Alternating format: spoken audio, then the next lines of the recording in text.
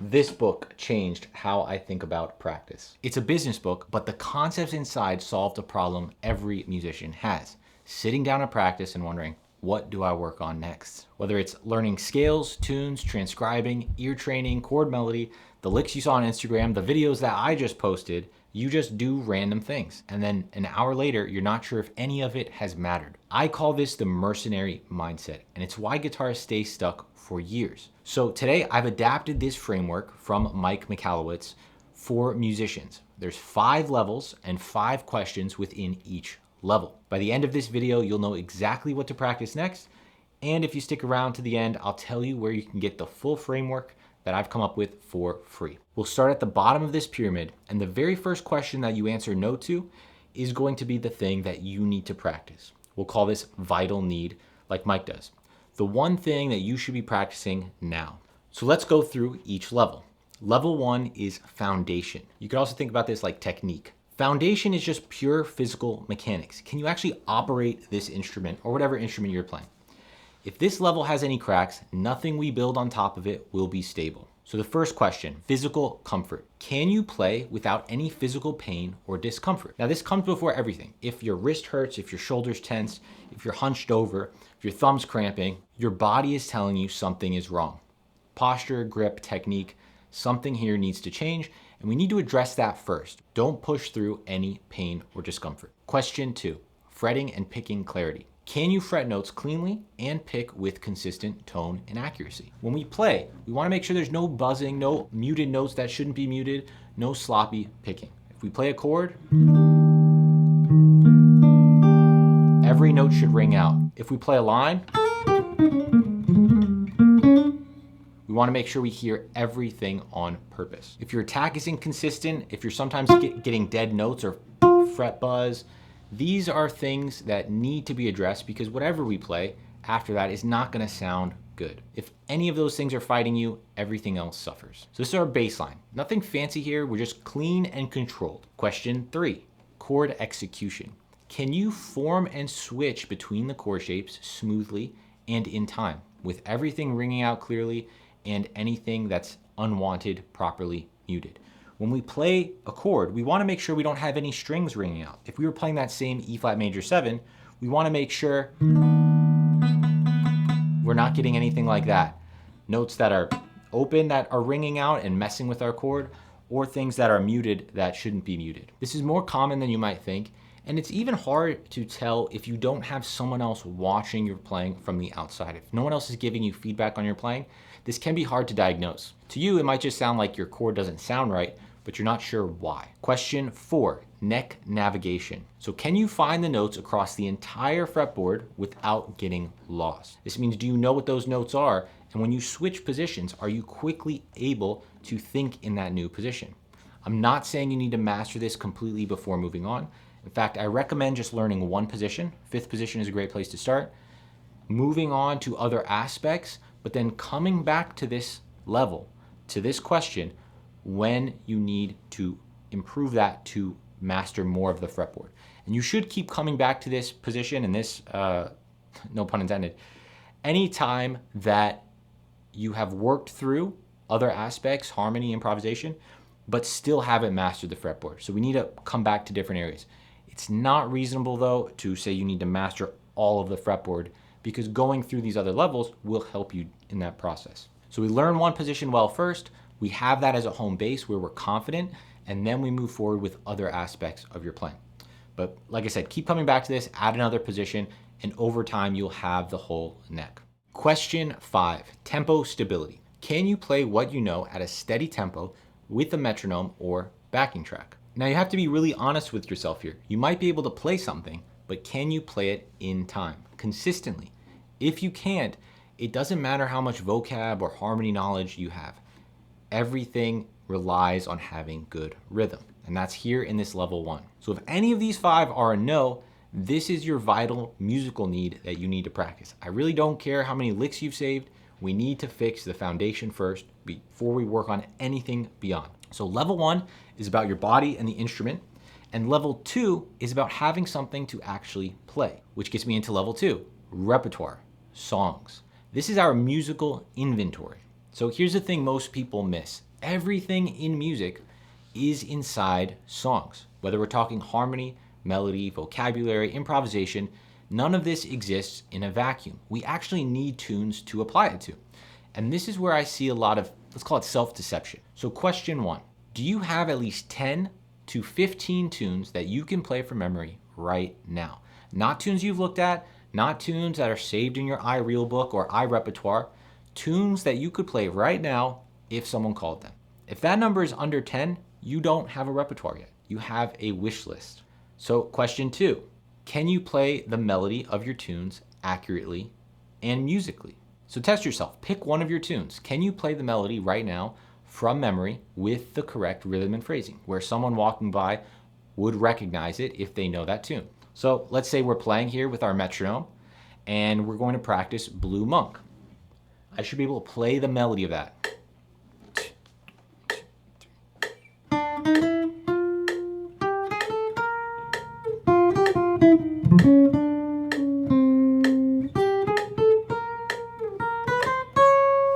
You get the point. So right now inside Chase the Guitar Academy, we have a bunch of players working through the 90-day jazz blues system, and these guys are crushing it.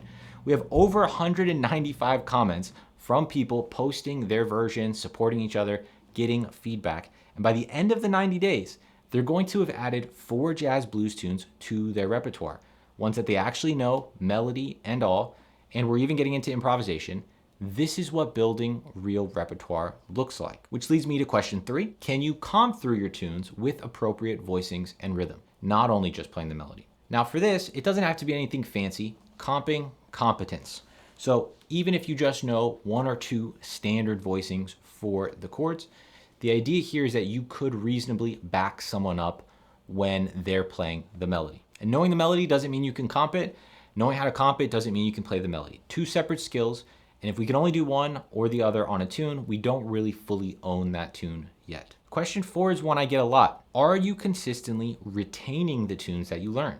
Or are you finding that you're relearning the same songs over and over? Now, this one kind of stings for people. They've learned something like Autumn Leaves maybe 6 times. They got it under their fingers. After a month goes by, it's gone, and they feel like they're back to square one. So when that keeps happening, the issue isn't your memory. It's that you don't have a system for keeping your tunes alive once you've learned them.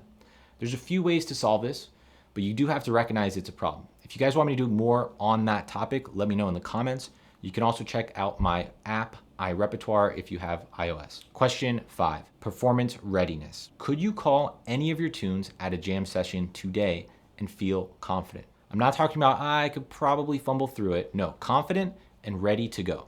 If the answer is no for most of your tunes, we need more time here before worrying about advanced concepts. So repertoire is the foundation for everything above it. We need tunes, real tunes that you own, melody, comping, and all, tunes that you're retaining. If there are gaps here, we need to address that. If level 1 is our hands and level 2 is our tunes, level 3 is where this all starts to click. This is the level that separates people who grind forever from people who accelerate to mastery. So let's look at level 3, harmony. This is our understanding. This is our operating system. When you understand how harmony actually works, everything changes. We stop learning tunes from scratch because you start recognizing the patterns. You stop guessing at the notes because you understand why certain things work. But before we get to chord function and voice leading, there's a foundational layer here that trips people up. And that's question number 1. Do you know your intervals and all 12 major keys inside and out? And this is the alphabet of music. If someone says play a minor third above this note and you have to stop and count, that's a problem. If you don't know all 12 major keys cold, that is a problem. Everything else that we would discuss at this level and above depends on this foundation. And it's one of the reasons I started a new class, live class, in CGA this year called Essential Jazz Theory. We just did a whole class on intervals, modes, and scales. And this is to specifically address the misunderstanding and lack of knowledge that people have surrounding jazz theory, specifically applied jazz theory. How do we apply this theory to the things we're actually learning? So you can check that out in Chase the Guitar Academy. Question 2, chord function. Do you understand how chords function within a key? Like what the 1 chord or the 2 chord or the 5 chord?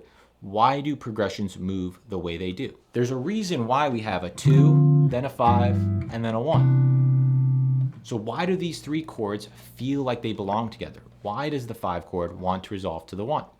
If you don't know, then these are really just shapes and concepts you've memorized, but you're not understanding the operating system. Once you understand the function, not only can you predict what's coming, but you can plan for it and we can make adjustments. You can hear the next chord before it even happens. Question 3.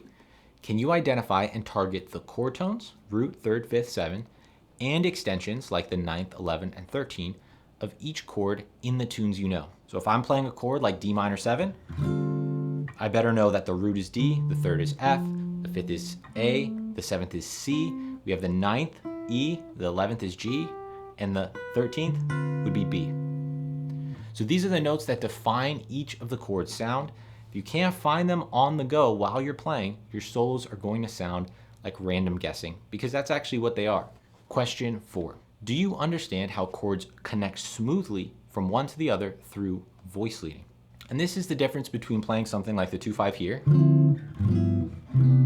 versus playing D minor and then G7 and then C major. Your playing will sound very jumpy and disconnected, whether you're comping and playing chords, or even if you're soloing, if you're not understanding how the voices from one chord lead to the next. And that's actually the topic of our next Essential Jazz Theory class. So while these are the same chords, they have a completely different effect. Question 5. Let's call this progression recognition. Can you recognize common progressions by ear and analyze a new tune's harmony quickly? When you hear a tune for the first time, can you feel, oh, that's the 2-5, or that's a blues and that's a rhythm changes?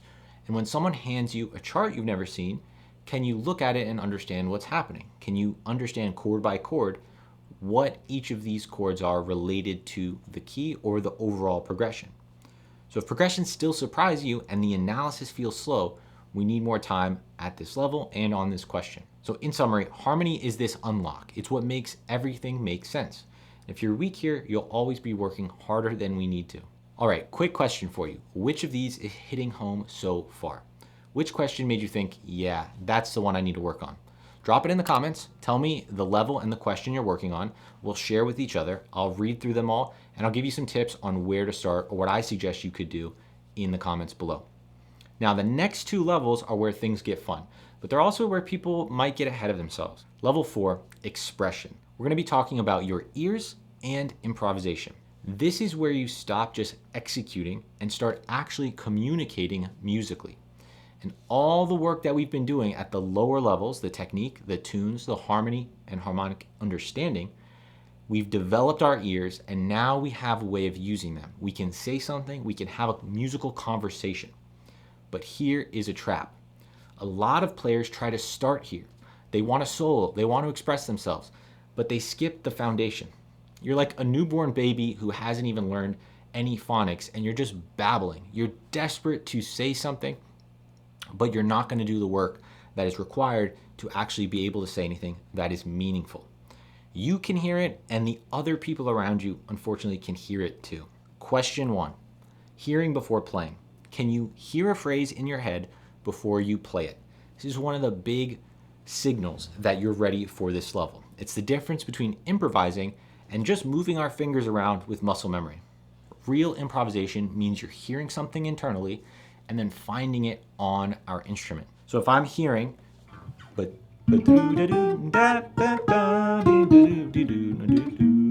have to hear that first and then play it. If you can't do this, if your fingers are finding notes and you're hoping they sound good, you're not really improvising yet. You're searching, and that's fine, but we need to understand how to get to that next level, which brings me to the next question. Do you improvise using musical phrases and learned vocabulary, or are you primarily picking notes from scales and arpeggios? Picking notes from a scale and arpeggio will sound correct. None of the notes will be dissonant to the ears, but it doesn't mean you're saying anything. We might be just picking random letters and random words and putting them together, as opposed to what I just even played, which is very clear, established blues vocabulary, let's say. So this is an established idea in blues language. You recognize it, and I recognize it, and I heard it. It's very different from just going,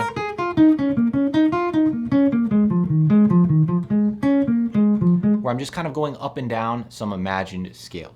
So if your solos sound more like the second example here and not the first one with vocabulary, the answer is not to practice more scales or arpeggios. You actually need vocabulary.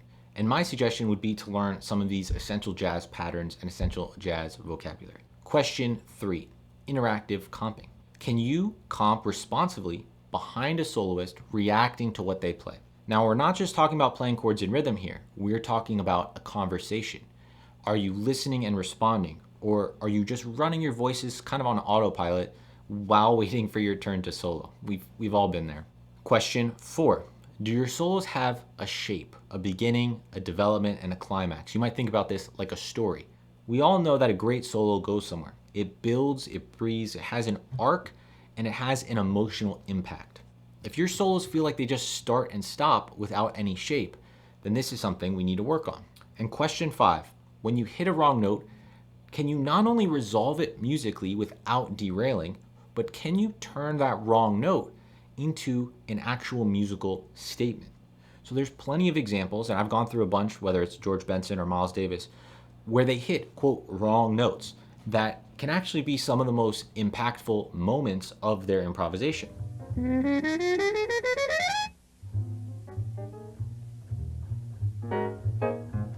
So wrong notes happen to everyone, but it's the masters that can turn that mistake into something more. If your clam is throwing off your whole solo, then this is something to work on. So expression, level 4, is where this starts to get fun, right? But it's built on everything underneath. If you're struggling here, the answer is not practice soloing more.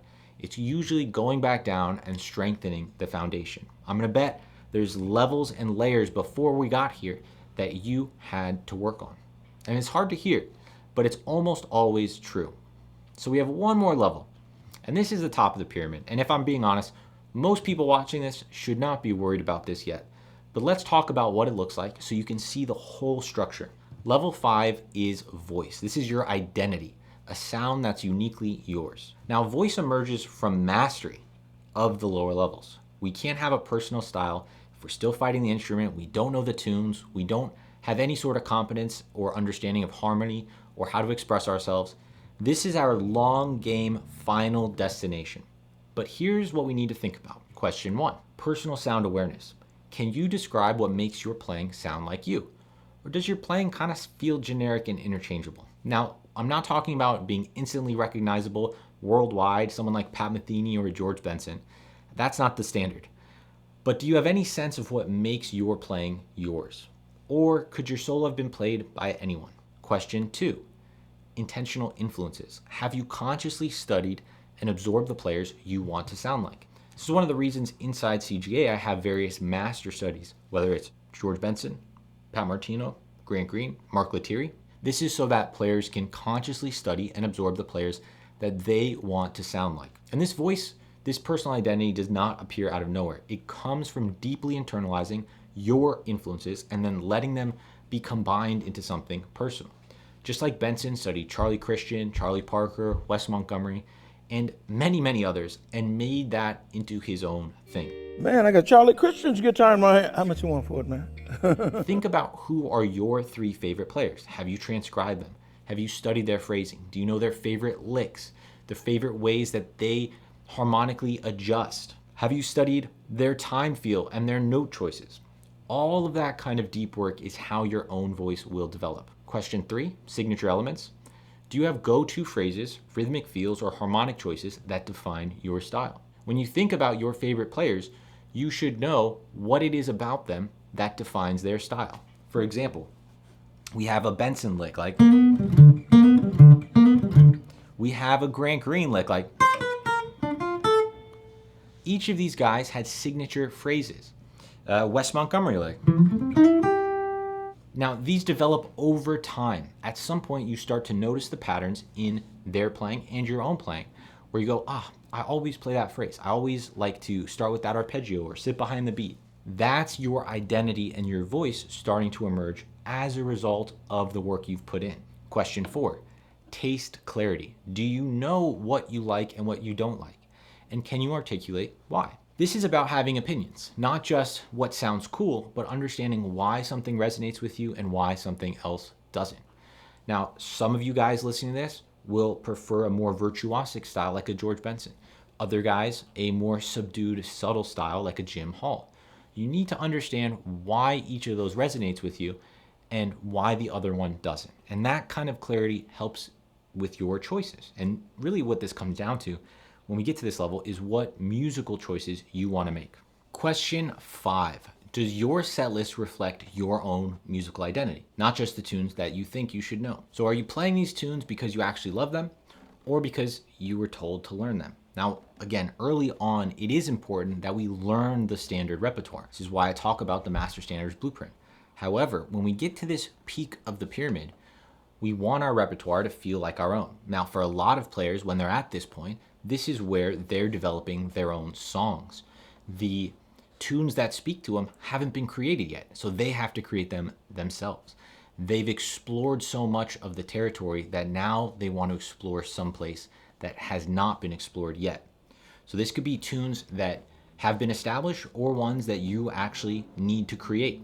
Either way, your repertoire should feel like yours. So our voice here is the long game. This takes years and years, decades, not months. But asking these questions helps you move toward it intentionally instead of hoping it magically shows up someday. So let's talk about how to use this system, this framework, 5 levels, 25 questions. Again, start at level 1, go through each question honestly. The first no that you hit is your musical vital need. That's what you need to practice, and you work on it until it becomes a yes. Then you go back to level 1 and start again. Now this is every time. It's not a one-time quiz. It's a compass that we can return to whenever we're stuck and need direction. And you need to do this without feeling like you're bruising your ego. You need to have honesty here. You might realize you need to work on something pretty basic. Maybe you've been chasing licks when you can't comp through a blues.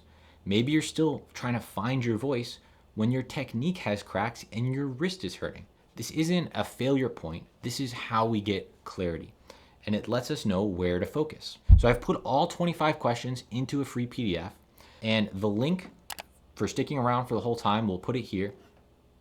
So go to that link, download the PDF, print it out, and find your musical vital need. Now, knowing what to practice is half the battle. You also need to know how to practice the actual material. What are the exercises? What is the curriculum? What is the system? So this is what I've built inside Chase's Guitar Academy. Whether you're stuck at level 1, I have technique and fundamentals courses. Level 2, I can show you exactly which tunes to learn in which order. That's why we're starting with this 90-day jazz blues system currently. Level 3, I have a complete harmony curriculum where we talk about theory, our live essential jazz theory classes, our art of jazz accompaniment classes. Level 4, my essential jazz patterns and essential jazz vocab courses to give you the language to actually say something when you solo. And one more thing here I want to mention, every new CGA member gets a one-on-one call with me.